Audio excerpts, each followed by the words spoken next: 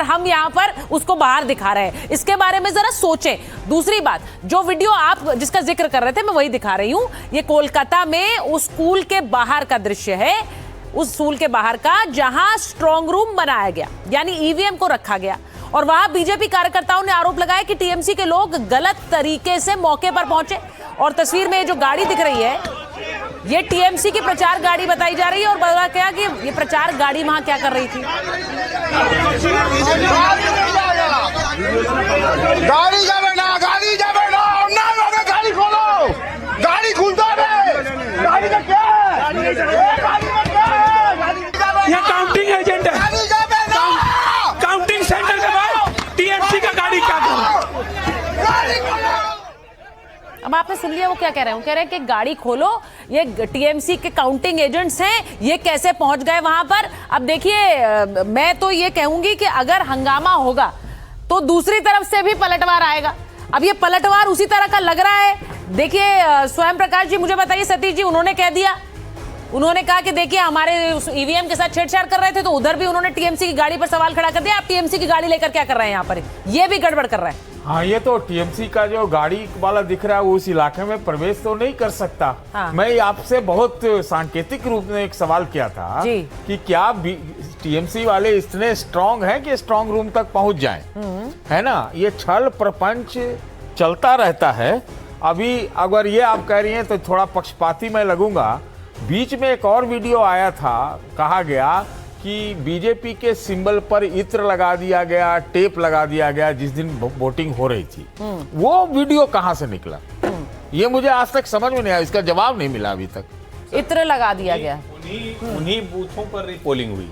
अच्छा, उन्हीं बूथों पर, उन्हीं बूथों पर ही रिपोलिंग शिकायत हुई थी। आप ये कह रहे हैं उसी बूथ पे हुई रिपोलिंग, मतलब वो एक और कहीं नहीं, वो एक था ना। 15 बूथों में से वो बूथ भी है जहां ये शिकायत भी। अरे मैं वो कह रहा हूँ तस्वीर कहां से आई, ये जरा तस्वीर तो जाहिर है किसी ने ली होगी, किसी ने वीडियो लिया होगा। किसने? अब ये मतलब हम कैसे बता दें सतीश जी, हम आप दोनों तो दिल्ली स्टूडियो में बैठे हुए हैं। वही बात। नहीं, कई जगहों की तो तस्वीरें और वीडियो आ जाते हैं जिन पर हम चर्चा भी कर लेते हैं। कई, उसका मतलब ये थोड़े है कि 15 बूथ्स के वीडियो हमारे पास आ गए और हमने टीवी पे दिखा दिए, लेकिन वहां पे शिकायत मिली होगी, चुनाव आयोग ने संज्ञान लेते हुए माना। 15 पे हो रहा है या 77 पे? अभी 15 की खबर आई है सर, 15 पर पूरी पोलिंग हो रही है। 77 की शिकायत हुई थी। हाँ। आप ठीक कह रहे हैं, 77 की शिकायत हुई थी। और चुनाव आयोग ने यहाँ मालूम है, वो बता रहे हैं। स्वयं प्रकाश जी बता देंगे। स्वयं प्रकाश जी, अब ये बताइए, आपकी गाड़ी क्या कर रही थी वहां पर? टीएमसी की गाड़ी है, उस पर हंगामा हुआ। कहाँ थी वो गाड़ी? रास्ते में चल रही थी ना गाड़ी। कहाँ थी? रास्ते में गाड़ी नहीं चलती है क्या? आप मुझे इस बात का जवाब दीजिए। डर का माहौल बनाया जा रहा है कि ये लोग लूट रहे हैं। ममता बनर्जी की गाड़ी, तृणमूल की गाड़ी घुस के लूट रही है, ये संभव है क्या?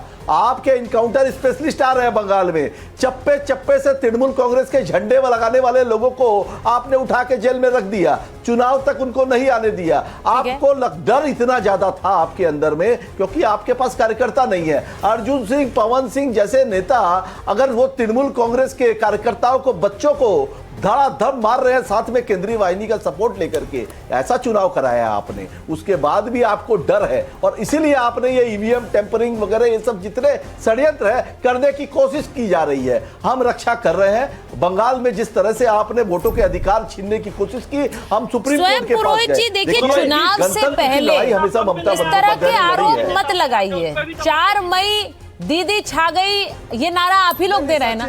अब 4 मई को दीदी अगर वापस आ जाएंगी तो फिर इन सब आरोपों की जरूरत क्या है? आप लोग पूरे लोकतांत्रिक जो प्रक्रिया है उस पर सवाल खड़े कर देते हैं, फिर इससे लोगों के मन में भ्रम पैदा होता है। क्या वाकई इतना आसान है लोकतंत्र में ईवीएम टेम्पर करना, चुनाव इधर से उधर करना?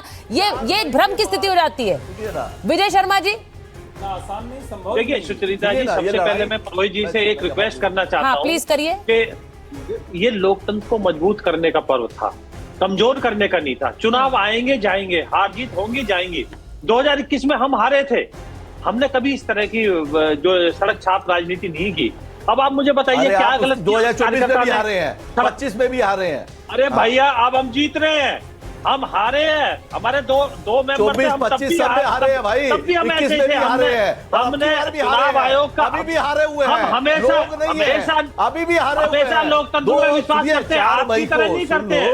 आप सुन लो 4 मई सुनिए ना। ममता दीदी अरे आप गई, नहीं करते हैं ना, 4 अगर मई लोकतंत्र ममता में विश्वास दीदी करते गई। हैं सुन तो लीजिए जी ममता दीदी गई 4 मई। अगर आप लोग वो लोकतंत्र में खिसियाट विश्वास नजर आ रही है। रखते हैं, पहली तो बार मैंने सीबीआई देखा है ईडी का डर ममता दिखाकर दीदी को आप घूमते उनको हुए। खरीदते नहीं नहीं। तो वो घर से सुन नहीं लीजिए, निकलती थी। अरे चुनाव के दिन नहीं निकलती थी। परेशान मत होइए, वोटिंग के दिन बौखलाए नहीं हुए लोग निकलती हैं थी। आप लोग। वो 4 बजे आपने निकलती आईपैक थी। के अधिकारी को, आईपैक के डायरेक्टर भी को, निकलना पड़ गया। आईपैक के व्यक्ति को भवानीपुर जब में अरेस्ट पहली किया, बार आप डर निकलना गए पड़ थे गया ना। पुरोहित जी। आपके पास समझ हिम्मत में आ नहीं थी गया चुनाव में आपको। जाने की। क्योंकि हमारी आपकी नीतियों को चोरी करके आपने चुनाव लड़ा, उसके बावजूद आपने सेंट्रल मुंह की फोर्सेस खाई ने है। नहीं तो चलने दी बौखलाए गुंडागर्दी हुए हैं। आपकी। चले गए। बूथ मोदी जी कैप्चरिंग आए नहीं थे, होने साथ ही दी। आए, सुनिए, कोई नहीं राजनीतिक आएगा। हिंसा नहीं अब होने नहीं आने दी। वाले हैं। तो पुरोहित सुनिए, जी सुनिए। आप गए। नहीं, विजय शर्मा जी एक बात बताइए, एक बात बताइए, अगर टीएमसी की वैन वहां खड़ी भी है, वो ये कह रहा है कि तो सड़क पर चल रही है, तो इसमें दिक्कत क्या है, अब उस पर हंगामा खड़ा करने लग जाएंगे?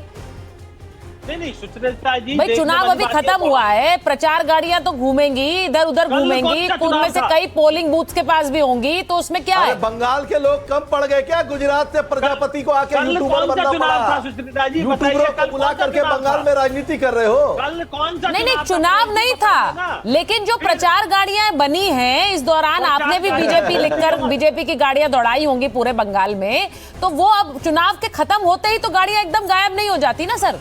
एक दिन बाद तक गाड़ियां दिखेंगी इधर उधर, या नहीं दिखेंगी, एकदम गायब हो जाएंगी? नहीं बिल्कुल बिल्कुल बिल्कुल, मैं आपको अपडेट कर देता हूं, दिखेंगी, लेकिन ये थी कहां? ये इन्वेस्टिगेशन का वो है मामला। जिस तरह से इन्होंने झूठा वीडियो डाला, इसी तरह से झूठिया प्रोपेगेंडा कर रहे नहीं, हैं। आप ये भी कह सकते हैं कि आप नेले पे दहला देने की कोशिश कर रहे हैं, वो हंगामा करेंगे तो हम भी करेंगे, ये भी तो कह सकते हैं आप। रखते हैं हम लोग, हो तो यही रहा है। हम टीएमसी की गुंडागर्दी को रोकेंगे, ये हमारा धर्म है, हम लोकतंत्र को मजबूत करेंगे। अब ये देखिए, ये बड़ा क्लियरली वो नहीं, तो आप यही कह रहे हैं वो हंगामा करेंगे तो हम भी करेंगे, यही तो कह रहे हैं। जी हमारे 300 कार्यकर्ताओं ने जान दिए ऐसी चुनावी हिंसाओं में, याद रखिएगा। और हमारे जितने भी राजनीतिक वर्कर हैं, उन्होंने शरण लिया आसाम में जाके। ये पुरोहित जी आप सुन लीजिए कान खोल के, ऐसा कोई लोकतंत्र नहीं होता। पूरे देश में पहला राज्य ऐसा है जहां चुनावी हिंसा में मौत होती है। अरे लोकतंत्र ये होता है क्या कि आसाम से आदमी आकर के बंगाल के वोट को डिस्टर्ब करेगा? बंगाल ये गुजरात से आकर के बंगाल के चुनाव को डिस्टर्ब करेगा?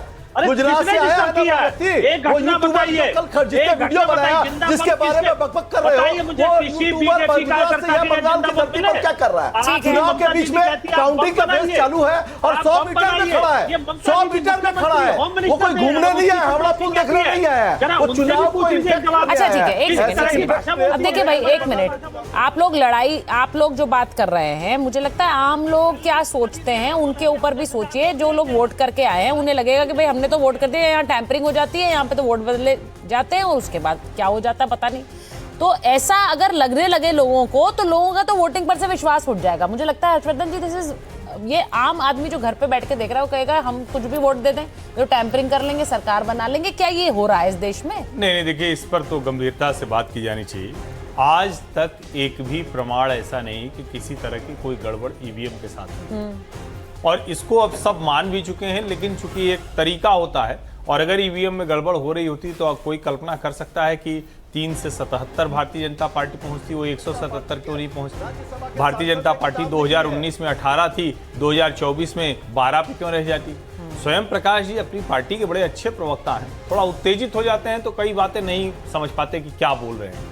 जब उनकी पार्टी के लोग स्वीकार कर चुके, वो स्वीकार कर चुके कि भैया वहां ईवीएम में कोई टैंपरिंग, कोई गड़बड़ नहीं हो रही थी, तो एक लाइन में उसे मान लीजिए। लेकिन आप चिल्लाने लगे, दूसरी जगह गड़बड़ी बताऊं, आपको गिना दूं, लिस्ट गिना दूं। भाई आप लिस्ट गिना ही सकते हैं। और दूसरा, हर बार ये कहना वो बाहर से आ गया, बंगाल में आ गया, भैया भारतवर्ष का हिस्सा है बंगाल, हाँ। कोई भी कहीं आ जा सकता है। हाँ, अगर कोई वोटिंग में गड़बड़ कर रहा है तो बिल्कुल उसके बारे में बताइए।